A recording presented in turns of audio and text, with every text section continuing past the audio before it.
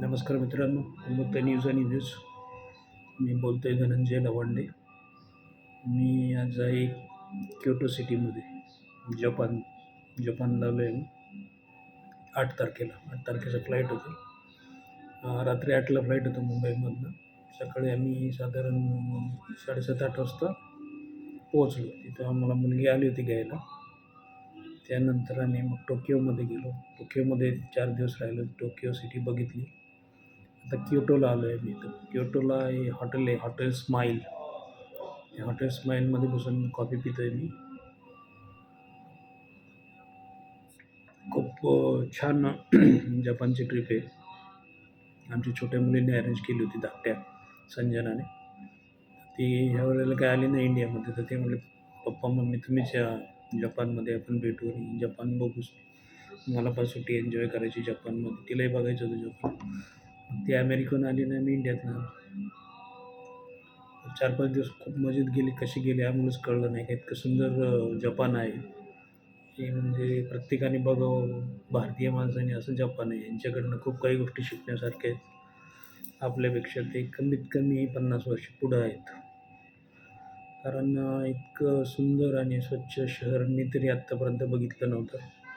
जपानी लोक खूपच शांत आहेत.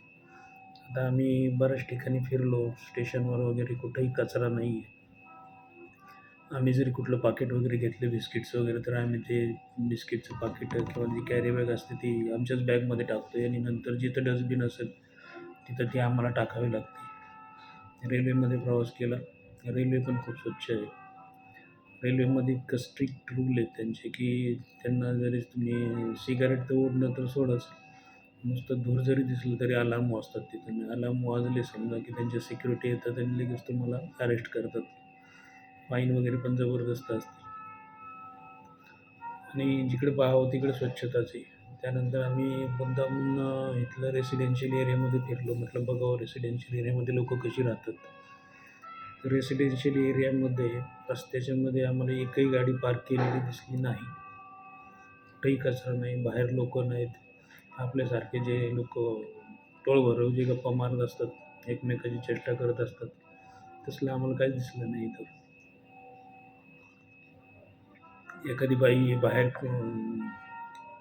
खिडकीत किंवा दारोज्यातून केस विंचरते आणि एखादा माणूस बनियानवर फिरतोय, हाफचड्डीवर फिरतोय, असं इथं कुठेही मला दृश्य दिसलं नाही. जी काही लोकं आहेत ती सगळी सूटबूटमध्ये आहेत. आणि इथं गरीब आणि श्रीमंत असं काही कोण जास्त दिसलं नाही आम्हाला या एरियामध्ये. आणि सगळ्यांचे कपडे वगैरे एकदम अप टू डेट असतात. रेल्वे स्टेशनवर पण अजिबात गडबड नाही, गोंधळ नाही, आरडाओरड नाही. इथं छोटी छोटी दुकानं नाहीत किंवा आता पानटपरी, किराणा दुकान असं.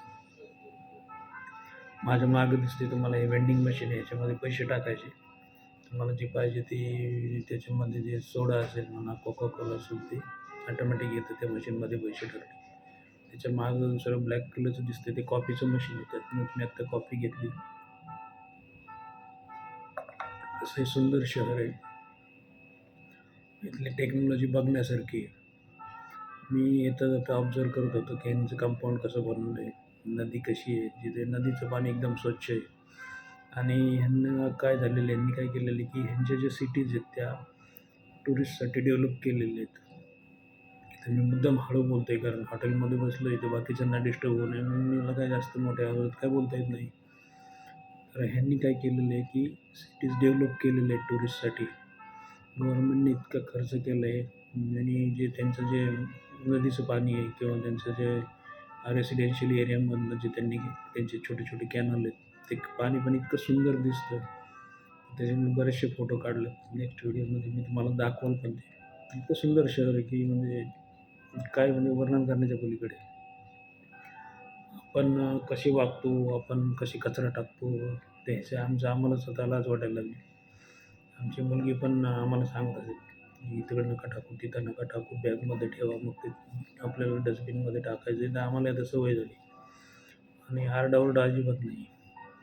आणि ह्यांची शिस्त अशी आहे की रेल्वेमध्ये आम्ही बऱ्याच वेळा प्रवास केला आहे. रेल्वे स्टेशनवर हे काय करतात, ओळीत उभे राहतात आणि ह्यांची शिस्त अशी की डब्यातनं उतरणाऱ्या प्रवाशांना ते पहिल्यांदा प्रेफरन्स देतात. तर जेव्हा रेल्वेतल्या डब्यातले प्रवासी खाली येतील त्यानंतरच ओळीतला एक एक जण आत जातो. कोणाची धावपळ नाही, ओढाओढी नाही, रुमाल टाकून जागा पकडायची भानगड नाही. कोणी कोणाशी बोलत नाही, काय नाही, काय नाही. ते प्रत्येकजण मोबाईलमध्ये बिझी असतं. आता ते काय रील वगैरे बघत असतील असं मला नाही वाटत. कारण ते बघतायत ह्यांना गेम्स खूप खेळतात तिथं ते मोबाईलवर किंवा असं काहीतरी इनोव्हेटिव्ह ते बघत असतात आणि बिझी असतात, एकदम शांत असतात. पण पुरेशी कोणत्या बाईकडे वगैरे बघितलं मला तर काही तिथं दिसलं नाही.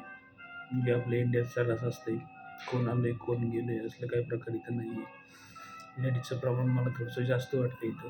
आणि दुसरी एक गोष्ट म्हणजे अबाव 90 खूप लोक आहेत इथं. यांचं जगण्याची जी स्टाईल आहे किंवा इथलं जे वातावरण आहे तर मला एकही अजून असा काळा सावळा माणूस दिसला नाही. सगळी लोक बोरिंग होऊन आहेत, कारण इथं वातावरण थंड आहे, आपल्यासारखं ऊन वगैरे काही नाही आहे. असा सुंदर देश आहे. व्हिडिओ मला वाटतं मोठा होईल आणि आम्ही तर एन्जॉय केलं तर 4-5 दिवस. अजूनही मी बरेच व्हिडिओ बनवणार आहे याच्यावर, तर तुम्ही बघत राहा. आणि आपले मराठीत एक म्हण आहे, गेल्याने देशाटन येतं शहाणपण. तसं देशाटन गेल्यावर आपल्यालाही कळतं की आपण कुठं आहोत. तर ह्या इथल्या बुलेट ट्रेन आणि बसनी प्रवास केला आम्ही, कारनी पण प्रवास केला. त्या तिन्हीचाही कम्फर्ट मला तरी सेमच वाटलं. इतकी यांची टेक्नॉलॉजी सोफिस्टिकेटेड आहे आणि इथले इंजिनियर असे काम करतात की क्वालिटीमध्ये कुठंही कॉम्प्रोमाइज मला दिसलं नाही. ह्यांनी साधं कंपाऊंड जरी केलं घराला तरी ते मटेरियल हेवी वापरलेलं आहे. आपल्याकडे जे मटेरियलमध्ये जे आपण पैसे वाचवतो तर त्या इथे मला कुठेही त्यांचं असं दिसलं नाही की कुठं मटेरियलमध्ये त्यांनी पैसे वाचवलेत. प्रत्येक काम केले वन टाईम केलेले. वन टाईम म्हणजे एकदा जर पूल बांधला तर परत 50 वर्ष त्याच्याकडे बघायची गरज नाही, इतकं हेवी मटेरियल वापरलेलं आहे. बघण्यासारखं खूप आहे, शिकण्यासारखं खूप आहे. जरी तुम्हाला बाय चान्स इकडे येत नसेल काही कारणास्तव, तर बरेचसे व्हिडिओ उपलब्ध आहेत यूट्यूबवर. तुम्ही प्रत्येक देशाचा स्टडी केला रिकाम्या वेळात रील्स बघण्याच्या ऐवजी, तर बरंचसं तुमच्या जनरल नॉलेजमध्ये फरक पडू शकतो. तर मी आता विचार करत होतो एवढे दिवस की मुलांना, माझ्या मुलींना फॉरेन कंट्रीज का आवडतात. त्यांनी मला डिफरन्शिएट करून सांगितलं भारतात काय फरक आहे आणि बाहेरच्या कंट्रीत काय फरक आहे. जपानमध्ये एखादी जर स्त्री खूप काम केल्यामुळे जर समजा तिने ड्रिंक्स केला आणि ती रस्त्यावर रात्रभर पडली तरी तिच्याकडे कोणीच बघत नाही. तर हा ह्या देशाच्या कल्चरमध्ये आणि आपल्या देशाच्या कल्चरमध्ये फरक आहे. इतकं लेडीज इथं म्हणजे सेफ आहेत की रात्री 12-1 वाजता जर तुम्ही कुठं फिरला एअरपोर्टवरनं आलात तरी तुम्हाला भ्यायचं काहीच कारण नाही आहे. आणि पोलीस यंत्रणा पण खूप स्ट्रिक्ट आहे. त्यांनी रेल्वेमध्ये बोर्ड लावलेले आहेत की जर सिगारेट वगैरे ओढली चुकून कोणी, ओढायची तर नाहीच आहे, ओढली तर इमिजिएट त्याला अरेस्ट करायचं. एका व्हिडिओत काही सगळं कव्हर होणार नाही, तर मी परत व्हिडिओ बनवतो आणि तुम्ही माझे व्हिडिओ बघत राहा. तर मला काय आवडलं तर ते कमेंट करा, काय नाही आवडलं तर ते पण कमेंट करा आणि चॅनलला सबस्क्राईब करा. भेटूया परत. नमस्कार.